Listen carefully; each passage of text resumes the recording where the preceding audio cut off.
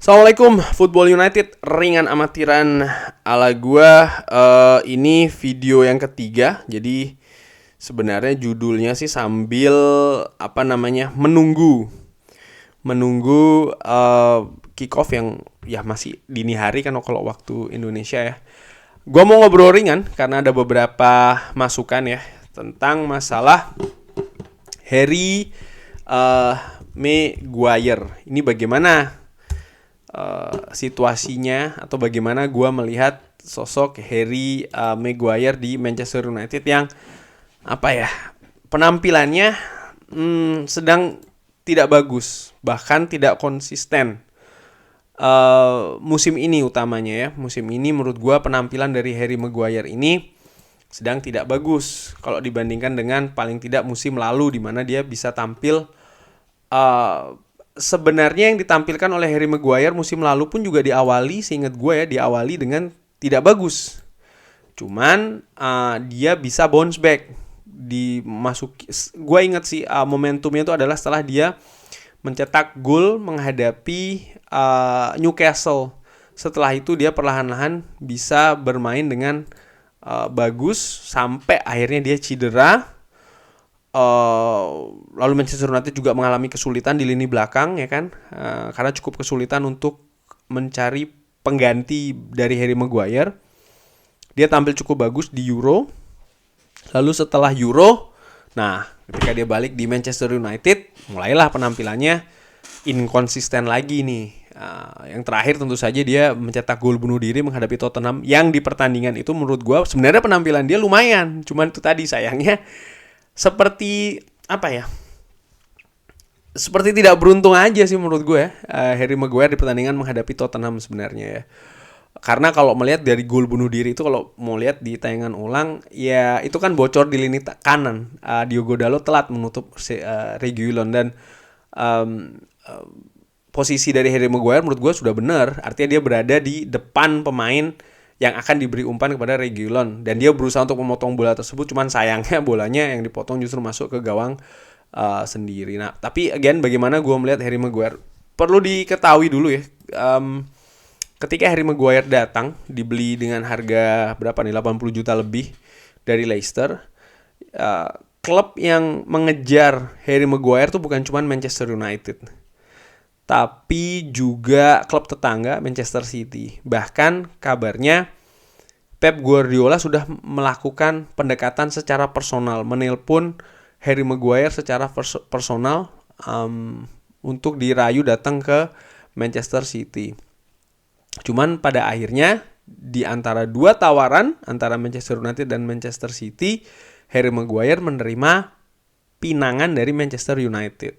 Bahkan kabarnya Manchester City sudah siap untuk memberikan, ini ringan amatiran ala gue, kalau mungkin ada yang salah kabarnya bisa diperbaiki, cuman ini dari yang gue baca, Manchester City bahkan bersedia untuk membayar lebih mahal sebenarnya dari Manchester United, cuman Harry Maguire lebih memilih Manchester United. Nah, ini bagaimana sekarang dengan penampilannya dia yang tidak bagus, sedang tidak bagus ya.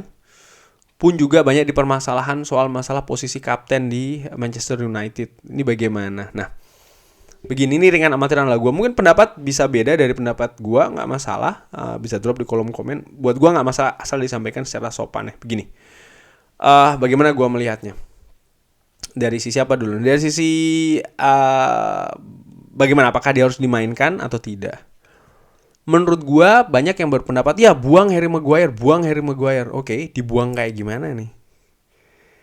Kalau dijual, siapa yang mau beli Harry Maguire? Harry Maguire salah satu pemain dengan gaji tertinggi di Manchester United. Bukan dia gaji paling tinggi, bukan, tapi salah satu pemain yang gajinya tinggi di Manchester United ya.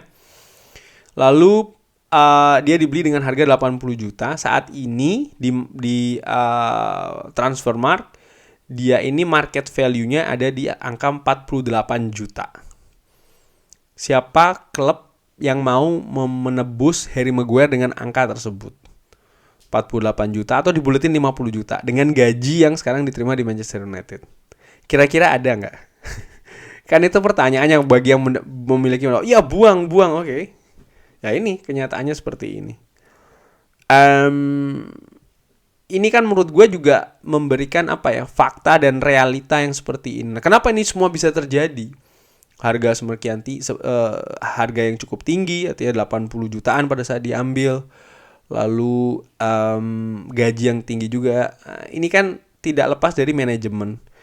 Kalau dia bilang, ya yang mendatangkan kan Ole Gunnar. Salah. Enggak. Harry Maguire itu yang ingin Jose Mourinho. Itu sudah dibahas salah satunya oleh jurnalis Andy Mitten. Yang ingin sebenarnya itu adalah kalau tidak salah Andy Mitten, gue lupa. Atau bahkan Jose Mourinho sendiri yang mengatakan demikian di salah satu wawancaranya. Bisa dicari mungkin ya. Jadi yang ingin sebenarnya Jose Mourinho, tapi datang di zamannya Ole Gunnar Solskjaer. Siapa yang mendatangkan Ole Gunnar Solskjaer? Oh tidak. Manajer itu tidak terlibat secara langsung di proses mendatangkan pemain. Jadi ada yang bilang kan contohnya kayak ya Bruno Fernandes, Ole Gunnar yang ini lalu membuang Ander Herrera. Oh tidak, kalau bisa diketahui juga Ole Gunnar pun juga kaget Ander Herrera akhirnya cabut karena ada masalah negosiasi yang buntu dengan manajemen Manchester United, dan dalam hal ini adalah diwakili oleh Ed Woodward pastinya ya. Lalu tidak memperoleh kesepakatan dengan pihak Ander Herrera, maka ya akhirnya cabut ke Paris Saint-Germain. Jadi bukan Ole Gunnar, enggak, ini kenyataan memang seperti itu. Dan pun juga Harry Maguire datang pun juga ceritanya demikian ya. Ya intinya dia datang dengan 80 juta sekian, dan ya faktanya sekarang kalau mau menunggu untuk melepas Harry Maguire ini, menurut gue yang paling besar adalah menunggu kontraknya sampai habis. Karena kalau seandainya diputus di tengah jalan, gue nggak yakin manajemen mau melakukannya. Tidak ada alasan yang cukup kuat, ya. Mungkin dia indisipliner atau punya tingkah laku yang buruk yang memungkinkan klub untuk melakukan hal tersebut. Karena untuk memotong atau memutus kontrak di tengah jalan, klub harus membayar kompensasi yang cukup tinggi. Di mana klub sebelumnya sudah membayar angka 80 juta, itu kan angka yang tinggi banget ya. Gue nggak yakin klub bukan nggak yakin, gue pastikan klub tidak akan mengambil langkah demikian. Ini kok ringan amatiran ala gue ya, di mana gue melihatnya. Jadi langkah yang paling memungkinkan adalah ya ditunggu kontraknya selesai, dan kontraknya selesai ini masih tahun 2025, masih 3 tahun lagi. Nah, apa yang harus dilakukan selama 3 tahun tersebut? Ya balik lagi, ini adalah tugas tim kepelatihan, manajer untuk bisa meningkatkan kemampuan dari Harry Maguire supaya bisa bermain di kapasitas yang tertinggi yang dia bisa. Dan sebenarnya kalau menurut gue dia sebenarnya punya kapasitas untuk melakukan hal tersebut.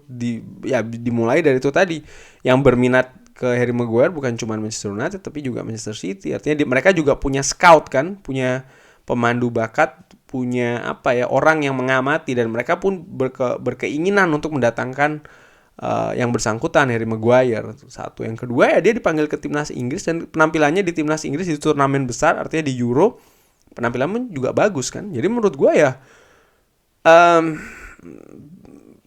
ini kan tugas pelatih, tugas manajer untuk bisa meningkatkan kemampuannya sambil menantikan kontraknya habis gitu. Atau mungkin nanti kalau kontraknya sudah tinggal setahun kayak gitu, mungkin bisa ditawarkan ke klub yang harganya tentunya kan pasti sudah lebih turun dari saat ini, berapa, 50 juta. Siapa yang mau nebus 50 juta? Gue gak yakin ada klub yang mau melakukannya. Kalau seandainya mau ditunjuk hidung, kalau gue ya dengan amatiran, ya manajemen. Ya inilah salah urusnya Manchester United dari manajemen klub yang sebelumnya yang diketuai oleh Ed Woodward. Ini salah satu buktinya, dan ini sebenarnya kan sudah terjadi dari zaman David Moyes dan juga bahkan dari zamannya Sir Alex. Cuman pada saat itu masih ada Sir Alex kan, kalau gue ulangi lagi. Dan Louis van Gaal pun juga dengan keras berpendapat Ed Woodward nggak ngerti bola ya. Ini salah satu buahnya begitu ya. Dan hal yang kedua adalah soal masalah kapten. Mungkin bisa jadi ini adalah kesalahan menunjuk Harry Maguire sebagai kapten ya. Cuman sekarang sudah terlanjur nih. Nah, seperti gue pernah singgung juga di video gue sebelumnya, mengganti kapten di tengah jalan itu bukan hal yang mudah. Bukan tidak mungkin, bukan solusi yang didapatkan, justru malah petaka. Ruang ganti bisa semakin bergejolak. Faktanya sekarang adalah dia yang punya kaptennya. Dia sekarang yang diamanati sebagai kapten di Manchester United. Gue sepakat, bahkan gue pribadi juga punya, dan ini sudah gue bahas di beberapa video gue sebelumnya. Gue juga punya sosok favorit nih, siapa yang harus menjadi kapten. Cuman kenyataannya adalah, again, mengganti kapten di pertandingan di pemain yang masih, karena selama ini gue ulangin lagi di Manchester United secara turun temurun ya, paling tidak semenjak zaman Premier League, semua kapten berganti itu setelah kapten sebelumnya pindah klub atau pensiun. Hanya ada satu yang diganti di tengah jalan ketika itu pemainnya tidak pindah, itu adalah Gary Neville ke Nemanja Vidic. Karena Gary Neville cedera, tidak bisa bermain cukup banyak, maka dia dengan legowo menyerahkan ban kapten ke Nemanja Vidic. Selebihnya ini selalu berganti ketika pemainnya pensiun atau pindah. Dan kalau seandainya ini diganti di tengah jalan, again sih bisa sangat-sangat sangat-sangat beresiko. Bisa jadi lebih bagus yang betul, tapi bukan tidak mungkin akan jadi tambah lebih runyam ya ruang ganti. Jadi menurut gue ini sesuatu yang sangat riskan, dan ya pelatih sih yang lebih tahu tentang hal tersebut, dan juga pemain-pemain, utamanya pemain senior di ruang ganti. Jadi demikian menurut gue ngobrol ringan soal masalah Harry Maguire. Gue sih berpikiran ya bagaimana supaya performa dia ditingkatkan lagi, karena menurut gue sih tidak ada yang namanya pemain mentok, apalagi dia masih berusia 29 tahun ya. Memang betul musim ini dia sedang tidak bagus, tapi salah satu tugas dari manajer adalah bagaimana memompa, meningkatkan kualitas pemain supaya bisa bermain di kapasitas tertinggi. Itu merupakan salah satu tugas utama dari pelatih dan juga manajer.